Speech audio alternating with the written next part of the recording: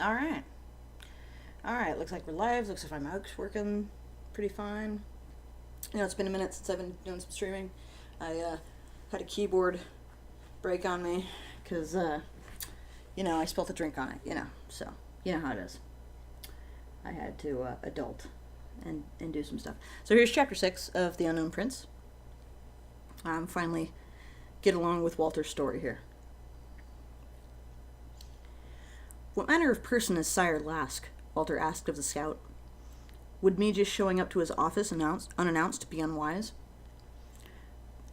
Well, I mean, he's, Plosion seemed at a loss for words as his eyes stared blankly forward. The root elemental chuckled warmly and spoke on his behalf. Lask Kappa is professionally abrasive. He has very little time and many responsibilities, so he can seem a bit dismissive and short when overworked. He's otherwise a fantastic leader and handles nearly all of the society's pressing business. This is Sire Udro, one of our mentors, Gravi explained as he gestured to the humanoid root elemental. I appreciate the information, Sire Udro, Walter offered a polite bow of his head. And if that is indeed the case, I doubt my arrival would be much more than a normal inconvenience. He smiled with a gentle laugh, the company echoed in good humor. So we may as well pay him a visit. I'll tag along if you two don't mind, Udro offered with his own smile as he tucked his hands behind his robed back. I have a need to speak to Lask as well. The more the merrier, the half-fairy responded with a chipper tone as he waved them along towards a massive staircase in the center of the chamber. The nobleman gestured forward so Udro would follow along first, and soon all three were headed upstairs. They passed a number of summoners on their way up, each waving and offering friendly greetings to those they knew. Soon they were headed in relative silence towards the dormitory floor, which allowed Walter to pose another question. How long has Sire Lask been in control of Gryffindor's affairs? It sounds like a taxing position I wouldn't wish on anyone. 50 years, almost to the day, Mentor Udro responded. His tone as friendly as ever. Before that, we had a wonderful Einherjar by the name Wren, who filled in while we found someone else. Normally she's our commander of warlocks and oversees any active combat the summoners might be engaged in. I just can't imagine Wren as second of the society, Plosion chuckled as they reached the dormitory floor. She's such a starling, doesn't like being anywhere very long. I know of Sire Wren. She played a large part in securing the Durgish region for neutral settlement.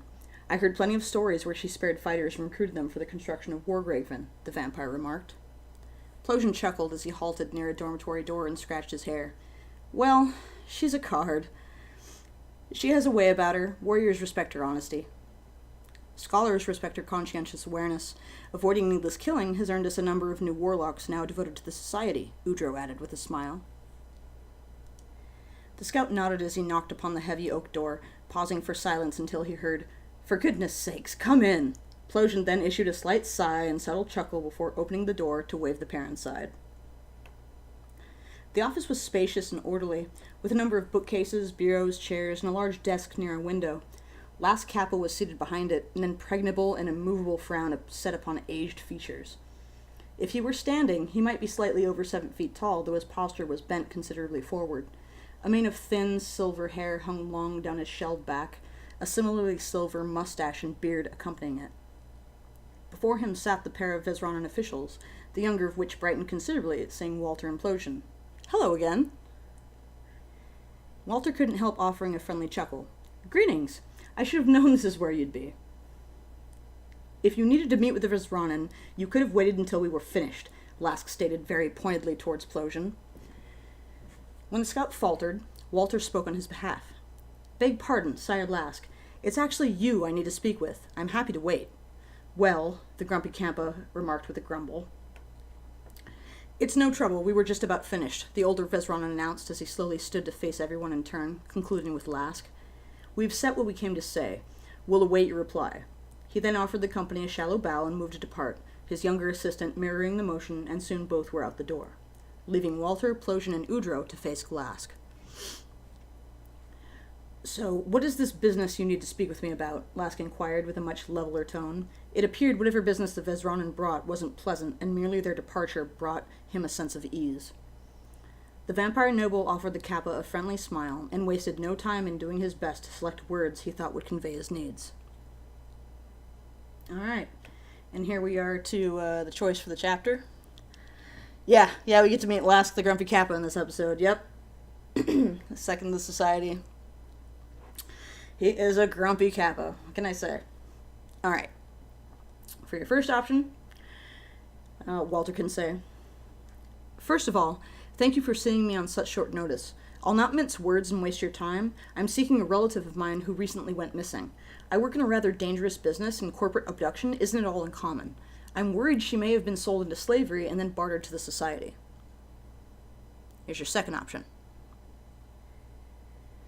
"A relative of mine recently went missing. She was last seen with what I can only assume were 2 Ventrali associates, though why she was brought here is beyond me. They were last seen headed to the Citadel, and Sire Gravi led me to believe they were inquiring about a prodigy contract." Here's option 3. "First and foremost, does Gryffindor have any open contracts with the noble family Ventrali? I'm not seeking non-disclosable information, mind you, simply whether or not you currently do business with them." Here's option 4. "I have a rather delicate situation which requires resolution. A family member of mine recently went missing, and I have reason to believe she may have been brought to Gryffindor against her will. Have any prodigies been processed recently, and were any of them young girls?" Here's option 5. "I hope I didn't interrupt something serious, sire. You look troubled. I can come back another time if there are more pressing matters for you to attend." Alright, and those are the selections for this chapter. You know, choose your own adventure stuff. Pretty short chapters, but fun all the same. Alright, until the next one.